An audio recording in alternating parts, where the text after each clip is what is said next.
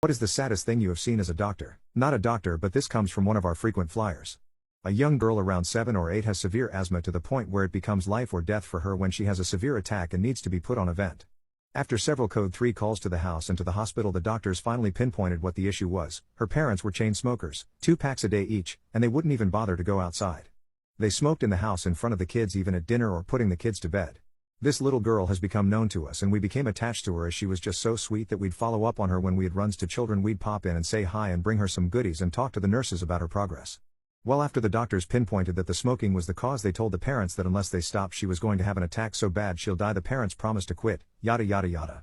Fast forward 2 weeks, we get yet another 911 call from her residence for child having trouble breathing. As soon as we walk into the house we were hit with the smoke. We didn't say anything to the parents, we loaded her up and off we went flying down the highway, except this time we had to tube her as she stopped breathing en route.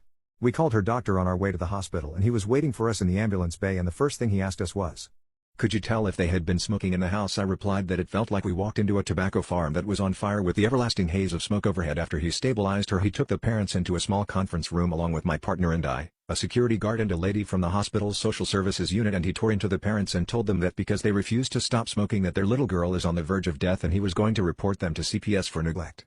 Their reply left everybody speechless, but we made sure to open the windows, turned on a fan and stopped smoking in their rooms. The doctor tried to explain to them the lingering effects of the smoke even if the child isn't sitting right next to them, and that turning on a fan only made it worse, that their secondhand smoke is unaliving their daughter. Now comes the really sad part. About a month and a half after this last incident we got called out to the residence once again, this time for a child not breathing and is cold to the touch. The girl had another attack and ended up passing away in the middle of the night. Her parents found her on the floor of her room the next morning. She had been trying to get to her inhaler but it was empty. Her parents had failed to go pick up her medication even though it was ready at the pharmacy the night before. When asked by the police why they didn't pick it up, they claimed by time they realized that the pharmacy was closed, but they made sure they had their cancer sticks. A receipt from a gas station half-mile from the pharmacy found on the tablet was dated for the right before at 8:47 p.m. The pharmacy was open until 10 p.m. This was the only funeral of a patient I've ever attended and I cried like a baby. Her parents did end up quitting smoking but not soon enough, but at least their other kids won't die from secondhand smoke. The last I heard, the DA was seeking to charge them, but since a bill hasn't come back yet I don't know what the charges would be. Most likely neglect/child abuse of some sort. They need to spend some time in jail as her death was completely avoidable.